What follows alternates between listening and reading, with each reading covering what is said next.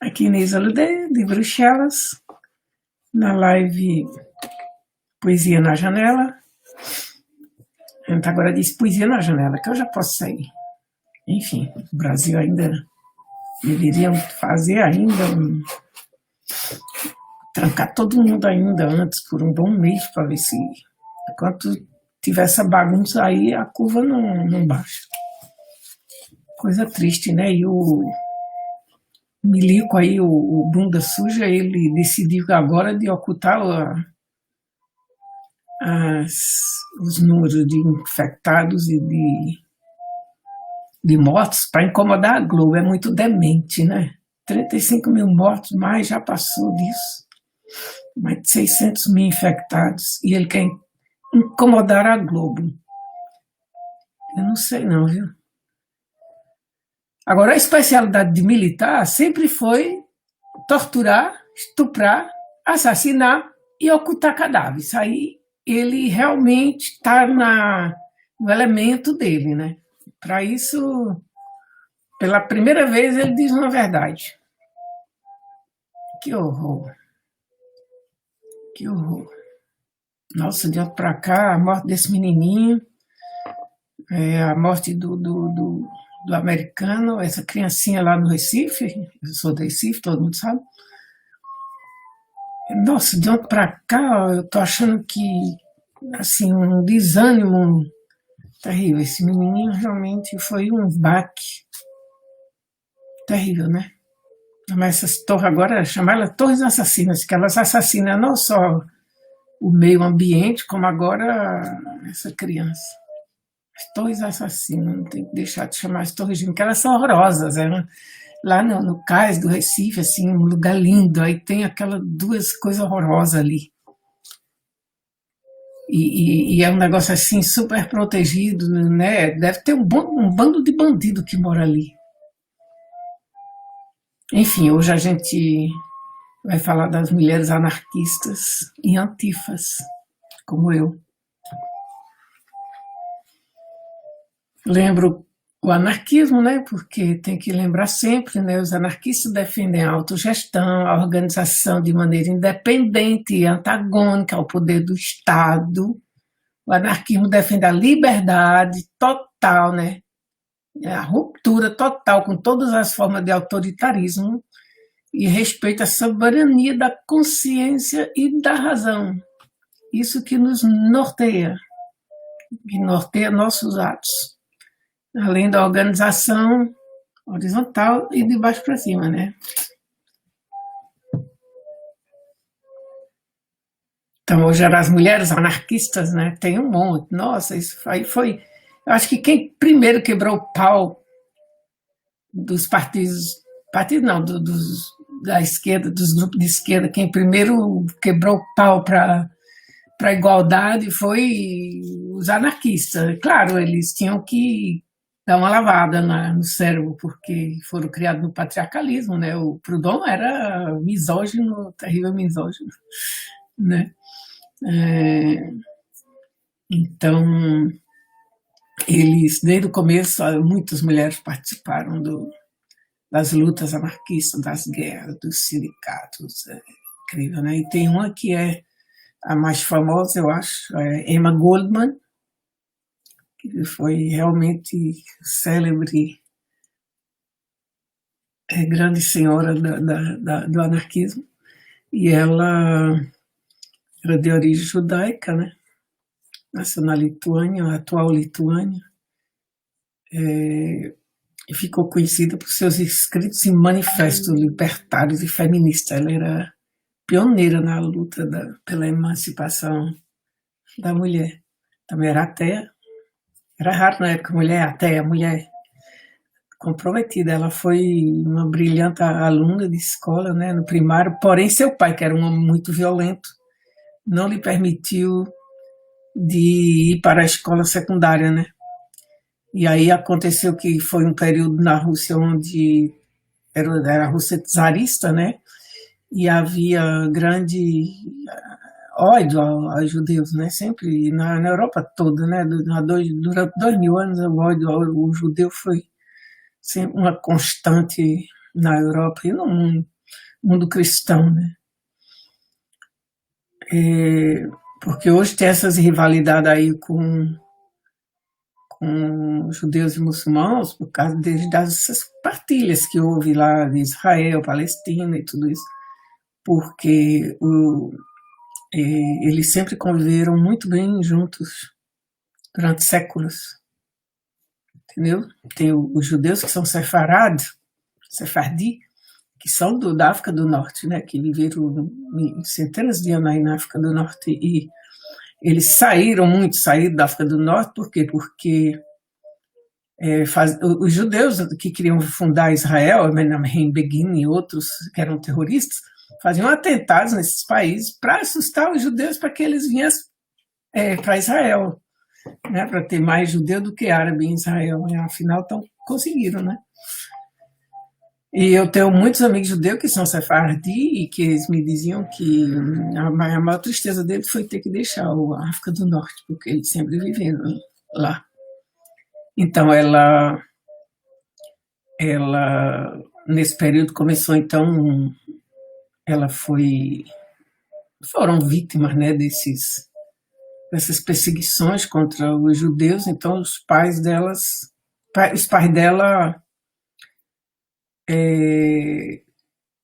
resolveu ir para São Petersburgo, porque, inclusive, nesse momento foi quando houve o assassinato do Tsar Alexandre II. Assassinaram ele, né? Então ela tinha 13 anos quando a família foi para São Petersburgo. Deve ter sido muito maravilhoso, né? São Petersburgo é lindo. São Petersburgo já é na Rússia, né? Ela era da Lituânia.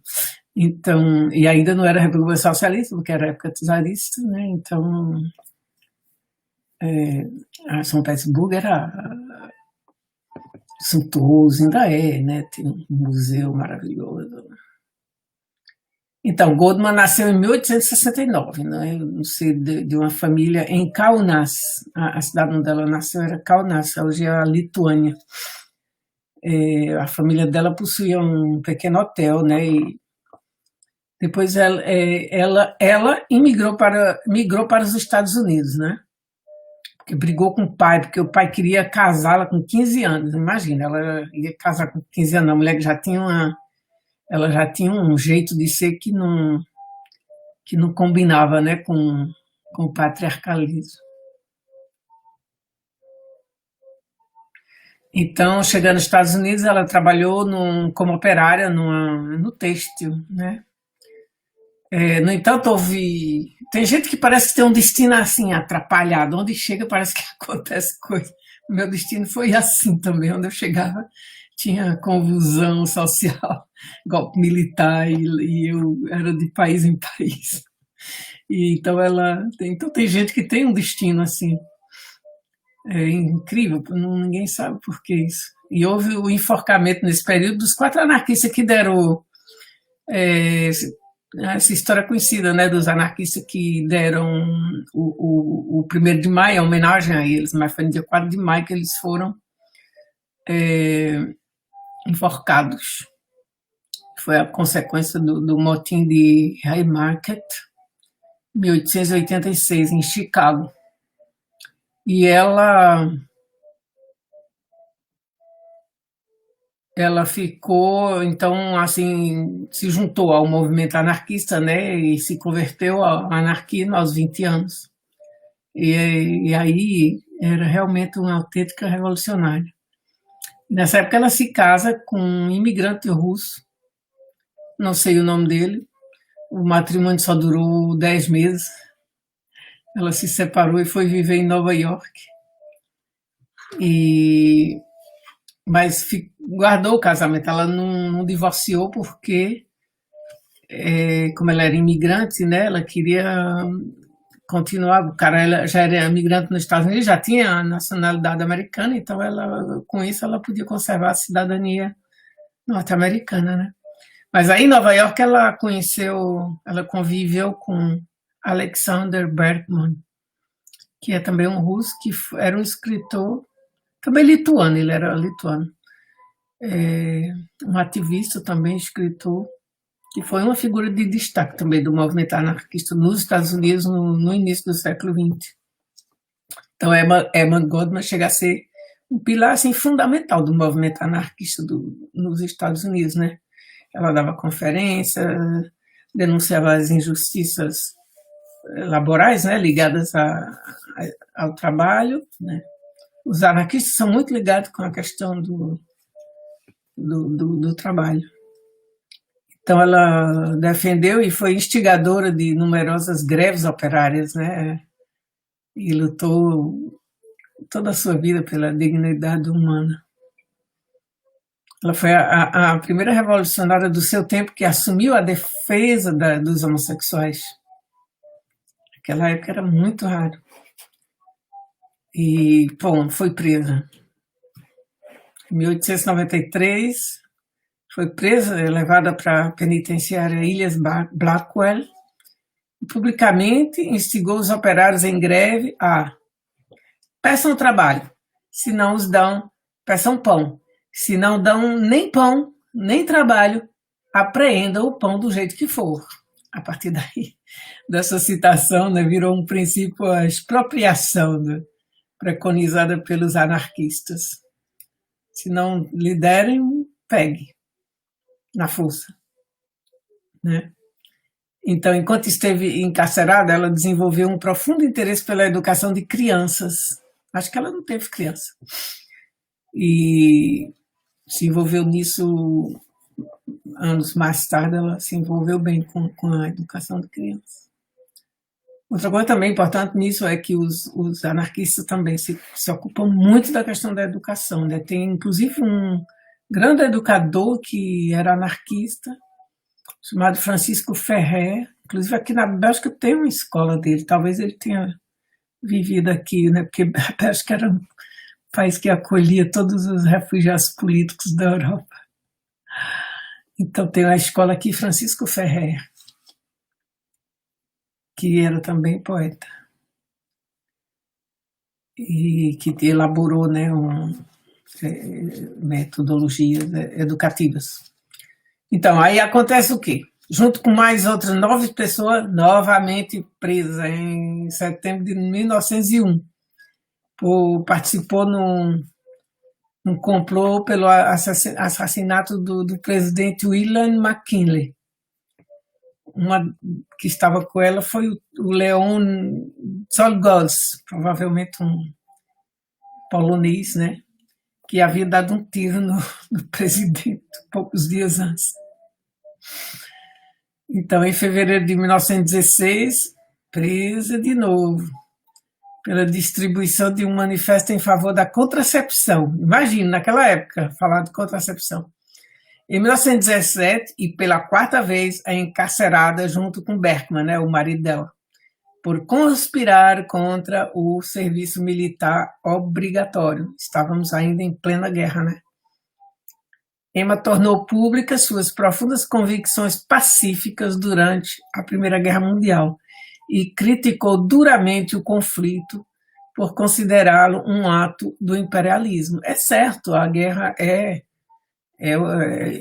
uma criação, é uma coisa do capitalismo, né? Porque é a forma do capitalismo sair das crises estruturais é fazer guerra. Que aí vende arma, aí aumenta a produção, aí dá trabalho, e aí vende, e aí vende para todos os lados, né? Vende para um e para outros. E depois, quando destroem tudo, depois vão e reconstroem. Então é assim que vive o capitalismo. Ele vive de oposição, na realidade. Se tivesse ninguém para se opor ao capitalismo, ele ia morrer no outro dia. Com 24 horas ele desmoronava. Então, segundo ela, nenhuma guerra se justifica se não é com o propósito de derrubar o sistema capitalista e estabelecer o controle industrial da classe trabalhadora. Durante a audiência em que se tratou de sua expulsão, que ela foi expulsa, né, dos Estados Unidos, por causa dessa defesa que ela fez contra a guerra, né? E Edgar Hoover, que era o chefe do FBI na época, qualificou Emma como uma das mulheres mais perigosas da América. Tem inclusive um filme que se chama assim, Emma Goldman, a mulher mais perigosa do mundo.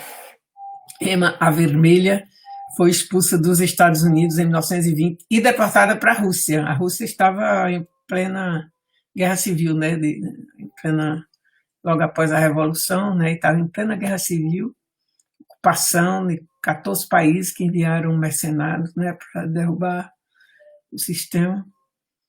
E em Nova York ela se tornou, então, anarquista, mas também escritora e divulgadora de ideias anticapitalistas, né? E, bom, defesa de causas sociais e sindicais, assim como foi pioneira da luta pela emancipação da mulher. Em 1906, ela havia fundado o jornal anarquista Mother Earth, Mãe Terra, né? E ela teve, então, essa atuação muito destacada, né, contra os interesses imperialistas por trás da Primeira Guerra Mundial. Porque essa guerra, né, não acontece assim de repente, não, é uma preparação, né? Ela foi consequência da crise de 1885, por aí. Então, ela foi expulsa dos Estados Unidos, voltou para a União Soviética com Bergman, né, o marido dela, e ficou lá de 1920 a 1922. Participaram da sublevação anarquista de Kronstadt, que foi completamente abafada por Trotsky. Trotsky fuzilou todo mundo. Quem não foi fuzilado foi exilado, mas a maioria foi mesmo fuzilado. E foi a última rebelião, né, contra o domínio soviético. E no começo ela era grande admiradora, fervorosa do regime bolchevique. Eu tenho coisas que eu acho que eram muito boas, né? Nos países socialistas, em Cuba também, eu conheço, e eu acho que tem coisas muito boas. Se o Brasil chegasse um dia a ser Cuba, meu Deus, eu ia ficar muito contente, mas infelizmente o Brasil é só uma latrina mesmo dos americanos agora com o Bozó, né? Virou a latrina de Trump, que aliás acabou com ele, né, ontem. Tirou até ele do perfil dele lá, fechou o perfil dele para Bozó, e chamou Bozó de genocida, né, que se ele tivesse seguido como Bozola fez, como Bozó e a Suécia fizeram, estaria com mais de 2 milhões de mortos nos Estados Unidos. E disse que Bozó está errado. Então, e pronto, Bozó ainda disse, é amigo, somos amigos. É ridículo, né? Então, então ela era admiradora do regime bolchevique, mas aos poucos ela foi começando a denunciar, né? Porque tinha começado a repressão política, a burocracia, esse trabalho forçado, né? Que duraram bastante tempo ainda. E aí, bom, as suas ideias foram mudando sobre a maneira de utilizar a violência, né? Porque tem correntes do anarquismo que são absolutamente contra a violência, que são totalmente pacifistas. Mas tinha, na época dela, né, aí teve toda uma onda assim de violência anarquista, mas essa violência anarquista, eu vi o documentário recentemente, ela matou 200 pessoas no mundo, quer dizer, é muita gente, para mim uma pessoa já é muito, mas em comparação aos anarquistas que foram assassinados, aí não é realmente um grupo violento, né? Era mais, os ataques eram geralmente de anarquistas individualistas, né? Mas eles participaram de guerras, participaram de revoluções, né? A Revolução do México, né? Que ali houve um mal-entendido assim terrível, né? Com as tropas, com o Zapata, né? Que quando o Zapata chegou a México, eles estavam cheios de medalhinha de La Virgen de Guadalupe, e os anarquistas lá da cidade de México não entenderam, porque eles estavam com esse santinho pendurado e disseram, pô, eles são infiltrados, são mandados pela igreja para derrotar a gente. E aí começou o tiroteio entre eles, acabaram morrendo tudo. Horrível. Então, e aí ela começou a denunciar, né, e começou a pensar na questão da violência, da autodefesa, né? Isso é um problema muito complicado, muito só na minha cabeça. Eu me digo, eu sou pacifista ou eu sou pró-guerra, uma coisa muito difícil. Aí quando você vê uma coisa dessa aparecer lá no Brasil para governar, e você diz, meu Deus, eu sou pacifista. Mas por que diabos o Adélio não pediu ajuda, né? Por que ele não cai num buraco? Por que não morre? Diabo, nem o Covid matou essa desgraça. Então ela foi expulsa também da União Soviética e foi para o Canadá. E lá ele escreveu um livro, Minha Desilusão com a Rússia, e depois Minha Posterior Desilusão com a Rússia. Um livro de 1936. E ela colaborou, ela esteve na Guerra Civil Espanhola, né? Ela chispou para lá para ajudar o governo espanhol republicano. Depois esteve em Londres, Madrid, mas esteve tentando ajudar lá com a Guerra Civil Espanhola. E aí o que ela pensava do militarismo, né? Eu estou totalmente de acordo com ela e eu acho que esse texto é atualíssimo, por isso que eu peguei um texto dela para a gente ouvir, porque ela escrevia muito bem, era uma verdadeira panfletária, né? A linguagem política disso, assim. Então esse texto eu acho realmente atualíssimo. O argumento de que o Exército e a Marinha em prontidão são a melhor forma de garantir a paz é tão absurda quanto a proposição de que os mais pacíficos cidadãos são aqueles que andam com armamento pesado. Ela estava falando isso de quê? Sobre os Estados Unidos, né? Porque acusaram ela de ser violenta. O que é o patriotismo? O amor ao lugar onde se nasceu, o lugar das lembranças, esperanças, sonhos e brincadeiras da infância? Se isso fosse patriotismo, poucos americanos hoje poderiam se considerar patrióticos, porque o lugar dos jogos infantis se transformou em fábricas, moinhos e minas. Leon Tolstói, o grande antipatriota de nossos tempos, define patriotismo como o princípio que justifica o treinamento de assassinos. Patriotismo é a superstição artificialmente criada e mantida através de uma rede de mentiras e falsidades, uma superstição que rouba o autorrespeito e a dignidade e aumenta a arrogância e a vaidade.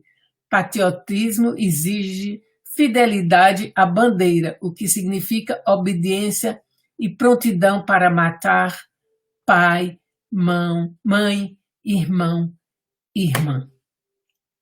Não cola direitinho com essa desgraça que a gente está vivendo aí no Brasil, com esses vagabundos que andam armados até os dentes, ameaçando o STF, ameaçando o povo brasileiro, como é que chama? Chantageando com golpe. E que dizem que a esquerda que é bandido. Vocês ouviram o Balzó falando ontem? Aí fizeram o cara chamando de maconheiro, um cara que foi pego em flagrante delito com um avião presidencial com 39 quilos de cocaína, é muita cara de pau, né? Não dá vontade de ir lá e desbufetear esse cara até ele morrer? É o que dá, é o que dá.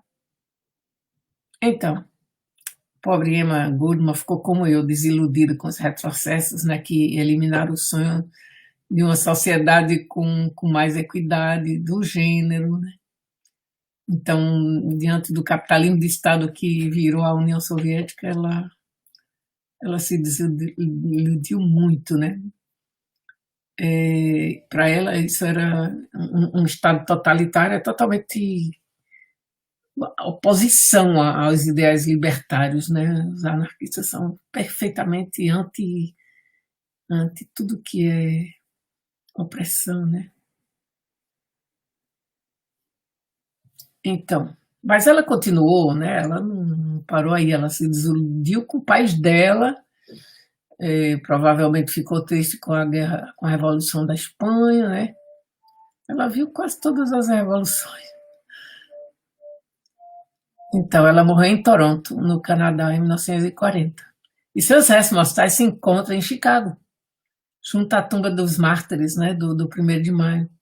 e na sua sepultura um epitáfio: a liberdade não descenderá até o povo, é o povo que deve ascender à liberdade. Certo?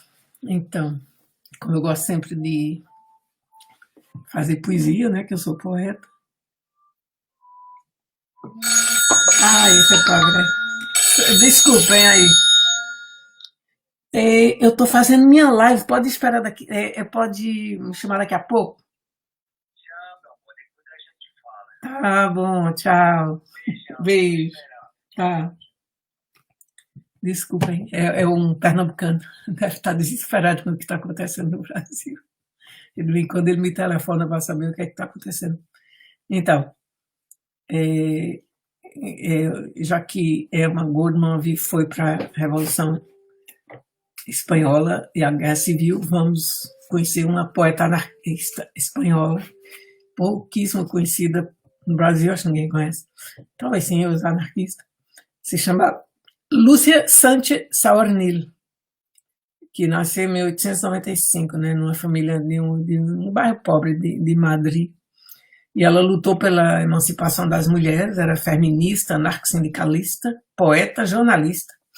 E foi uma das criadoras de Mulheres Livres, né, juntamente com Mercedes Coma Posada e Amparo Posch, que era uma associação, então, dentro da CNT. A CNT da Espanha era a Central, como é que chama? A Central de Trabalhadores, né, que era anarquista, que nessa época era muito grande, tinha mais de 20 mil afiliados.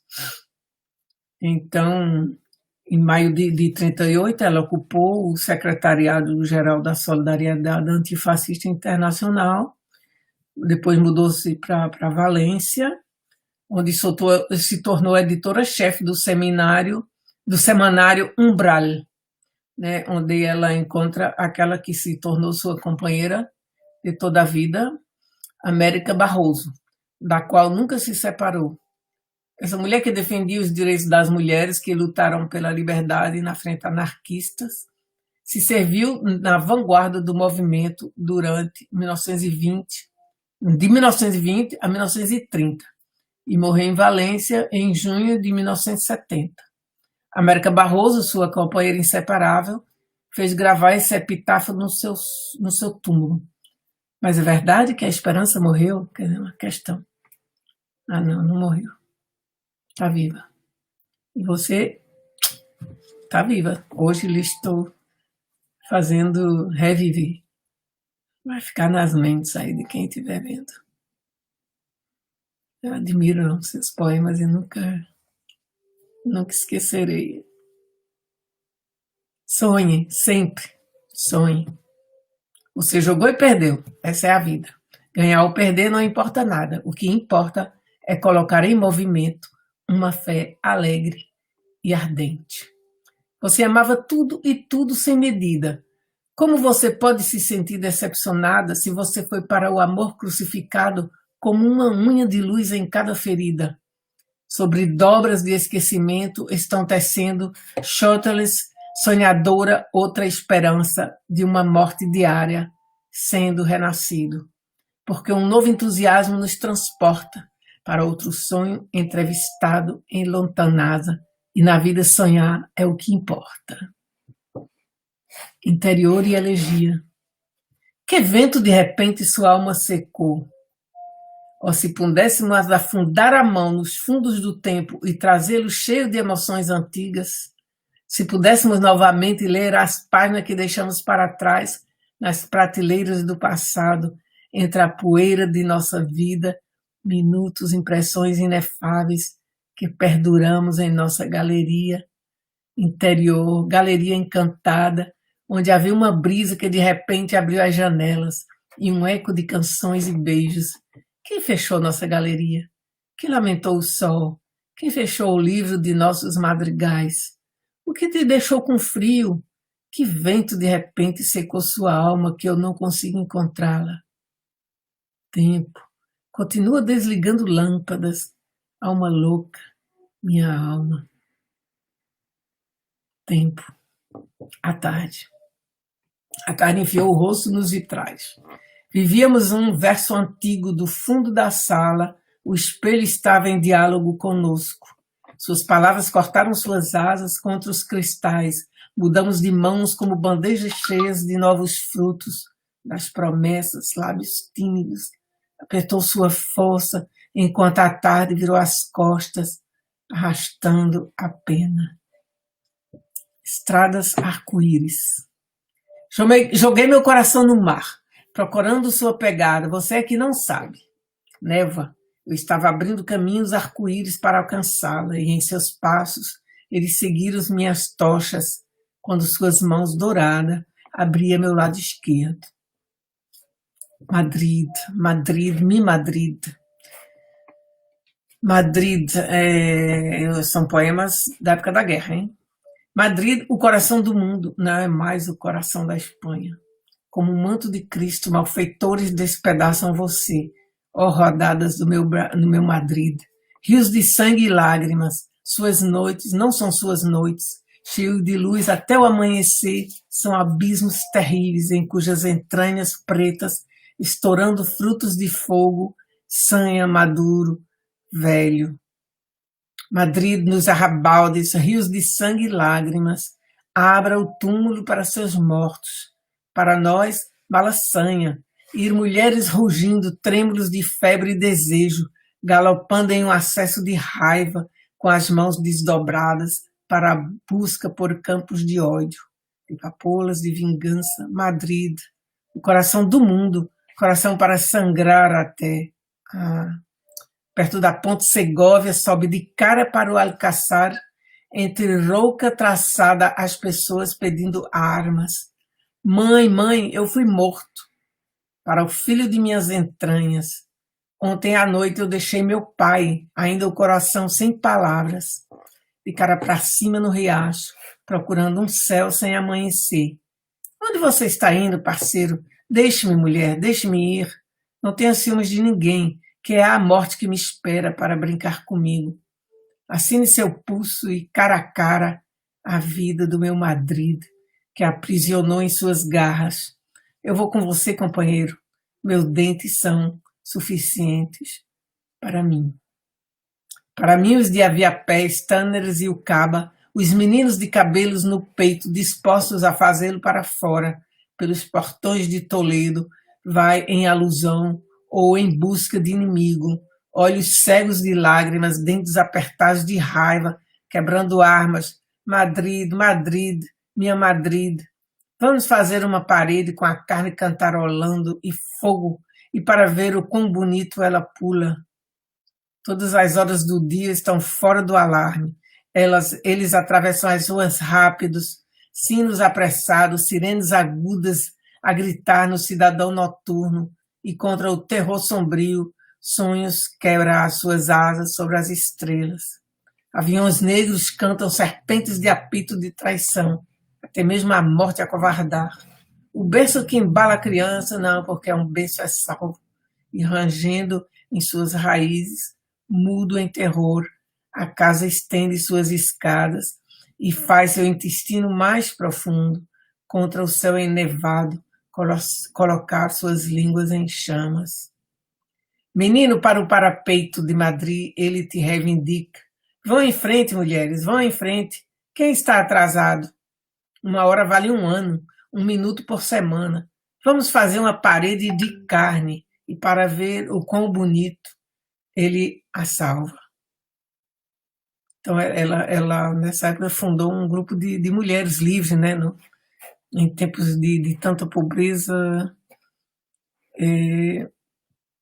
tanto pobreza material quanto de conhecimento, né? As mulheres eram proibidas de estudar. Então, nos seus poemas, a partir daquele momento, a mão da mulher sempre aparece sendo primeira na linha, primeira na luta, primeira nas frentes, nunca em segundo lugar. Ela sempre exaltou a mulher com prioridade. Eu vou com você, companheiro. Meus dentes são suficientes para mim. A derrota vem. O fim chega, o exílio chega, os nazistas chegam à França. Os nazistas também bombardearam a Espanha, né? Mas os espanhóis, depois da guerra, foram para Paris, para a França em geral, né? Muitos foram para a França. E foi, como ela diz, a derrota veio, o fim chega, o exílio chega, e os nazistas chegam à França, né? O medo vem e novas derrotas. As estradas são feitas de voltas. E o único lugar para se esconder é o lugar onde eles estão procurando por você. Onde ninguém espera que você dê seus passos novamente. Você tem que voltar no final do dia e você está com ela, seu companheiro. E são suas terras, e é o seu ar, e suas memórias, suas pegadas, aquelas que você nunca perdeu. Sim, você nunca perdeu aquela pegada, Lúcia. Você acabou de perder sua existência. Na primeira fila do primeiro passo que você perdeu. Talvez muito batido pela vida, ou talvez muito presente, suas batalhas para uma vontade de mostrá-la, para perder. Você só sabe, e qualquer que seja sua floresta perdida naquela outra floresta perdida, qualquer que seja seu anonimato para suas páginas em branco, seja lá o que for, você estará sozinha e sempre um exemplo de uma mulher livre. Círculo fechado. Não tente escapar, é impossível. Você está dentro de você sem voo. Você é um claustro duro, um verdadeiro beco sem saída, insustentável. Essa angústia está rodando terrível dentro de si mesmo, um prisioneiro projetado em seu caminho, fechado em contorno imóvel. E você vai apressar seu corpo para o banco, em círculos fechados loucos, procurando uma saída para o seu caminho. Mas toda saída é ilusória, porque, na verdade, a vida é uma roda gigante parando sobre um eixo alvo.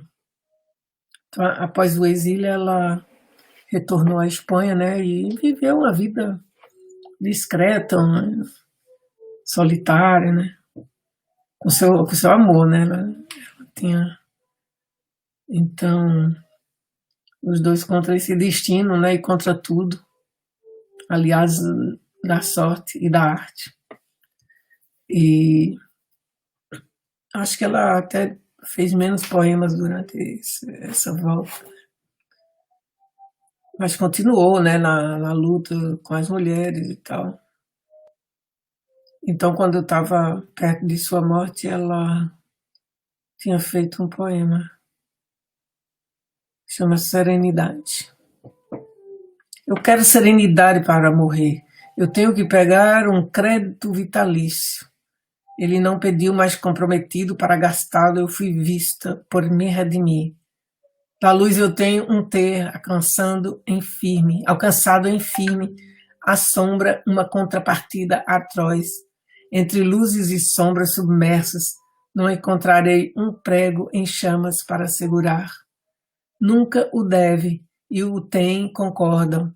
Da luz à sombra, descanso e eu perco. Ah, não. O que conta a vida sem fim. Adicione, subtraia, exclua continuamente. Para um relato de Deus inexorável, serei um devedor eterno. E Deus? Eu tenho que acreditar nesse Deus absurdo. Que Deus que fez um homem contrafeito exigindo o direito pró-esquerda. Quem inventou esse Deus de enforcamento e faca, que cresceu e foi alimentado pela Guerra Santa, com bajulação a Deus, e o homem assusta seu medo escuro, amarelo, tão amarelo quanto icterícia, doença terrível que começa no útero polonês da mãe. Corpo e alma lutando de meio a meio para acabar podre irremediavelmente. Espera só quando Deus, quadrados. Bizarro. É aqui o poema Serenidade. Eu disse, eu quero serenidade. Eu disse a mim mesmo um dia, eu quero que a serenidade morra. Eu que enfrentei a vida sem desistir, aceitarei a morte sem animais de estimação.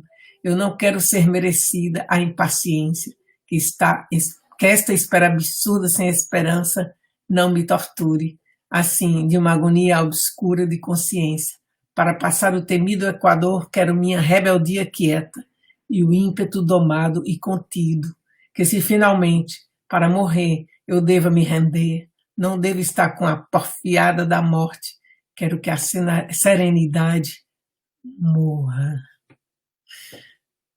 Pronto. Aí deixo vocês com Lúcia.